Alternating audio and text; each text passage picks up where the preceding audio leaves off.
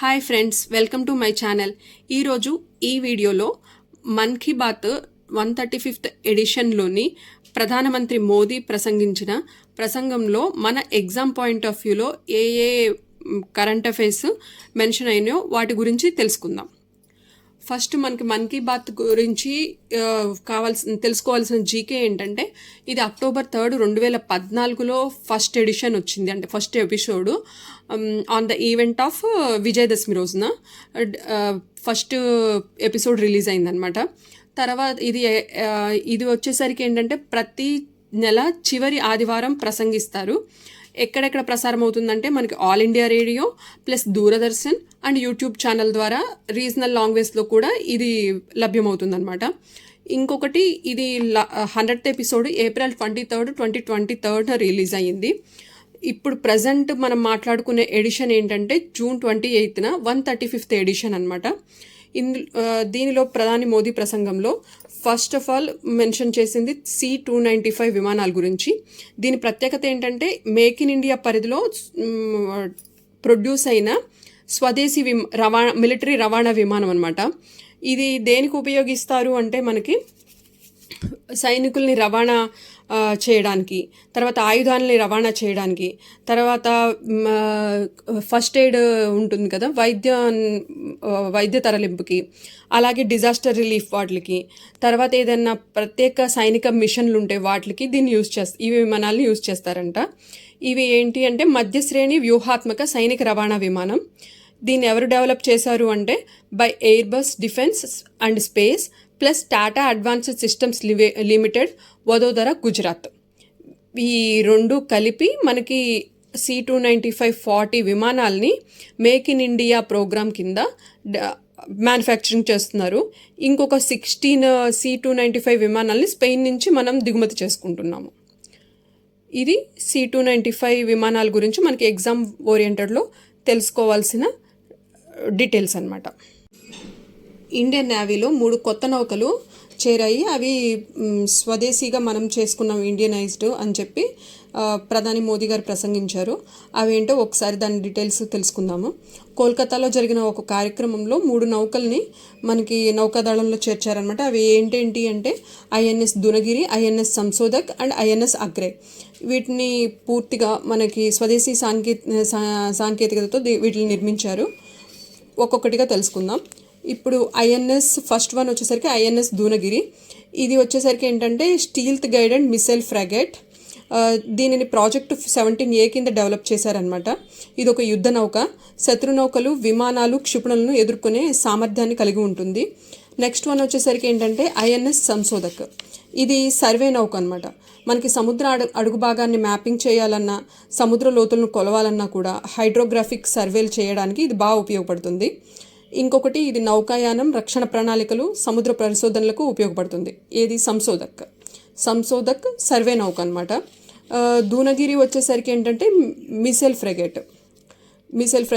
ఇది శత్రు క్షిపణుల్ని, విమానాలని, వీటిలన్నింటినీ కూడా నౌకల్ని కూడా ఎదుర్కొంటుంది దూనగిరి. సంశోధక్ వచ్చేసరికి ఏంటంటే మనకి సర్వే నౌక, సముద్ర అడుగు భాగంలో మనకి మ్యాపింగ్లకి, రక్షణ ప్రణాళికలకి, వీటిలన్నిటికీ కూడా మనకి ఇది ఉపయోగపడుతుంది. నెక్స్ట్ ఇంకొక నౌక వచ్చేసరికి ఏంటంటే INS అగ్రే. ఇది వచ్చేసరికి ఏంటంటే జలంతర్గామి వ్యతిరేక యుద్ధ నౌక. ఇది శత్రు జలంతర్గాములను గుర్తించి వాటిని ఎదుర్కొనేందుకు ప్రత్యేకంగా రూపొందించబడింది. ఇది తీర ప్రాంత సముద్ర భద్రతను బలోపేతం చేస్తుంది. కోస్టల్ ఏరియాలో మనకి సముద్ర భద్రతను ఉపయోగపడటానికి INS అగ్రే. ఇది జలంతర్గాములని, వీటిని కూడా ఎదుర్కొంటుంది.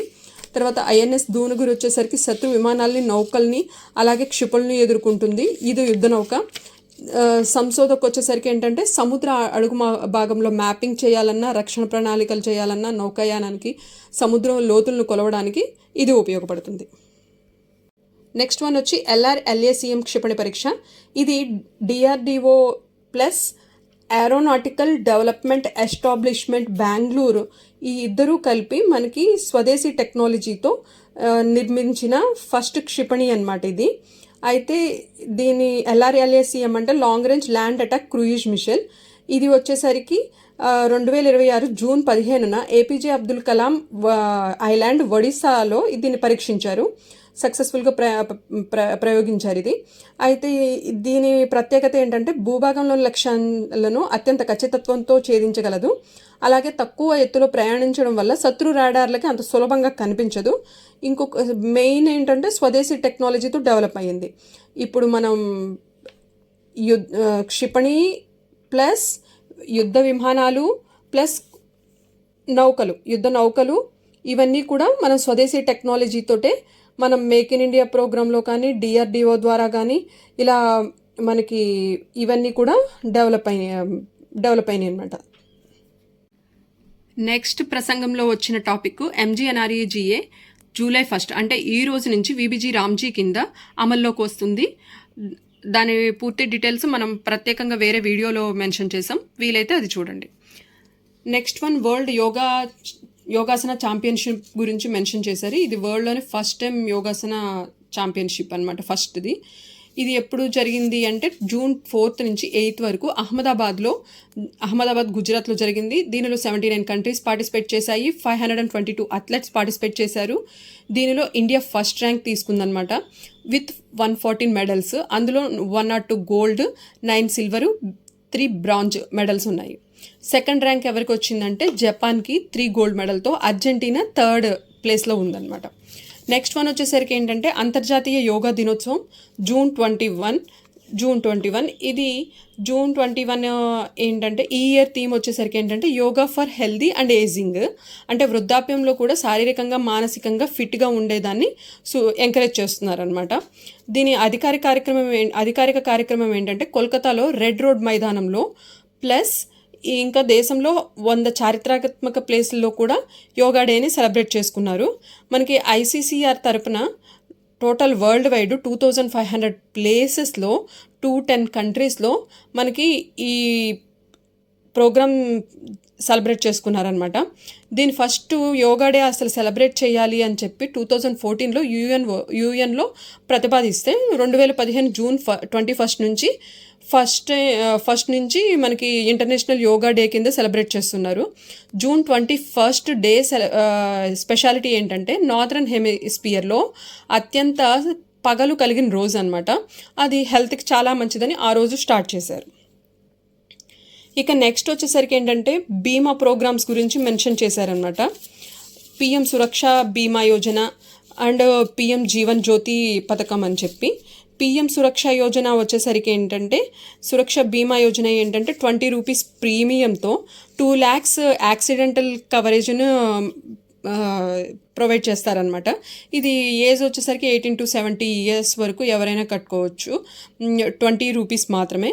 Bank or postal savings bank account ఉండాలి, ఆధార్ లింక్ అయి ఉండాలి. ఎన్ని బ్యాంక్ అకౌంట్లు ఉన్నా ఓన్లీ ఒక్క అకౌంట్ మాత్రమే ఇది ఓపెన్ చేస్తారు. తర్వాత యాక్సిడెంటల్గా ఏమైనా చనిపోతే కనుక వాళ్ళ నామినీకి 2 lakhs ఇచ్చేస్తారు.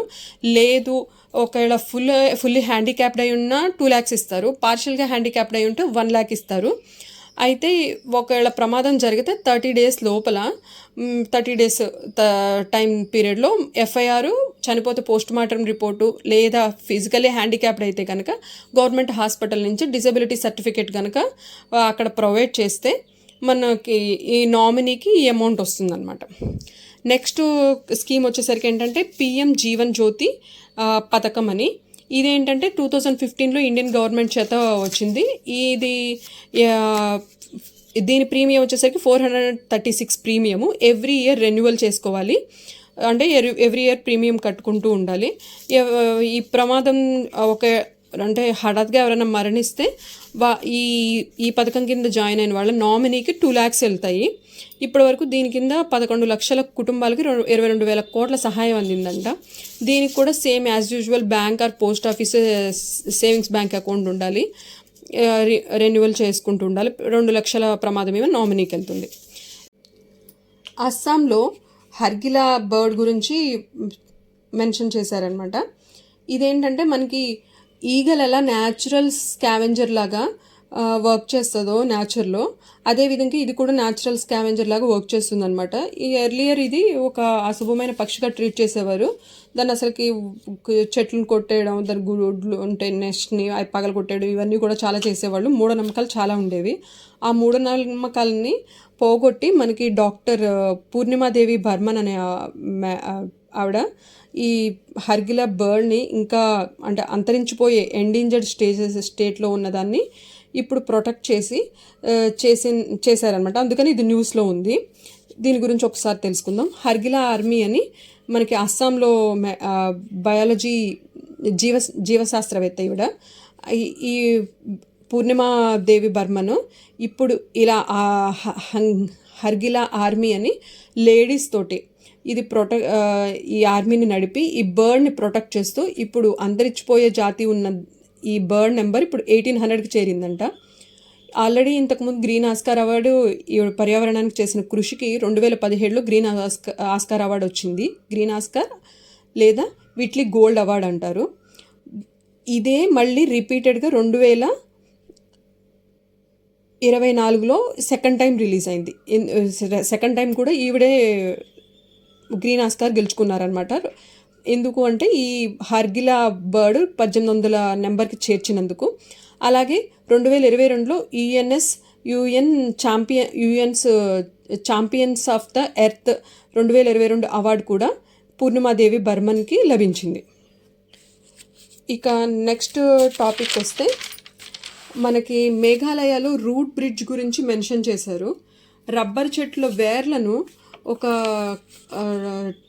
పద్ధతిలో అల్లిస్తూ ఒక వంతెనలాగా డెవలప్ చేయడం అనమాట. అది బై డికేట్స్ కొన్ని ఇయర్స్కి అది స్ట్రాంగ్ అవుతూ ఒక వంతెనలా ఫామ్ అవుతుంది నదుల మధ్యలో అనమాట.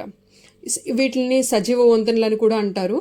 ఈ వంతెనల్ని ఆల్రెడీ ఉన్న వాటిని ప్రొటెక్ట్ చేస్తూ కొత్త వంతెనల్ని క్రియేట్ చేస్తూ దీనిని బాగా డెవలప్ చేస్తూ వీటికి అంటే మేఘాలయలో ఉన్న రూట్ బ్రిడ్జెస్కి ఎక్కువ కృషి చేసిన శ్రీ హ్యాలీవర్ అనే పర్సన్కి ఈ ఇయర్ మనకి 2026 పద్మశ్రీ అవార్డు వచ్చిందనమాట. దాని గురించి మనం తెలుసుకోవాలి. ఇది పీపుల్స్ పద్మ కేటగిరీలో ఈ పర్సన్కి వచ్చింది. హ్యాలీవర్ గారికి పద్మశ్రీ అవార్డు వచ్చింది. ప్లస్ మేఘాలయలో ఈ రూట్ బ్రిడ్జ్ను ఇండియన్ గవర్నమెంట్ యునెస్కోలో వరల్డ్ హెరిటేజ్ సైట్ నెట్వర్క్లో యాడ్ చేసుకోవాలని ప్రతిపాదించారు. ఆల్మోస్ట్ ఖరారైంది. మనకు 2027 యునెస్కో వరల్డ్ హెరిటేజ్ సైట్ మీటింగ్లో దీన్ని అనౌన్స్ చేయబోతున్నారు. ఇదే కాకుండా ఇంకా నలంద యూనివర్సిటీలో ప్రాచీన శాస్త్ర అధ్యయనాల గురించి, అలాగే నాగాలాండ్లో బేబీ లీగ్ అండ్ ఉమెన్స్ ఫజల్ లీగ్ ఇలాంటి వాటి గురించి అన్నిటి గురించి మెన్షన్ చేశారు. ఇప్పటి వరకు ఎగ్జామ్ పాయింట్ ఆఫ్ వ్యూలో మనం డిస్కస్ చేసుకున్నవన్నీ ఒక్కసారి రీచెక్ చేసుకోండి. Thank you friends. ఈ వీడియో మీకు ఏమన్నా యూజ్ అయితే please like and subscribe. Thank you.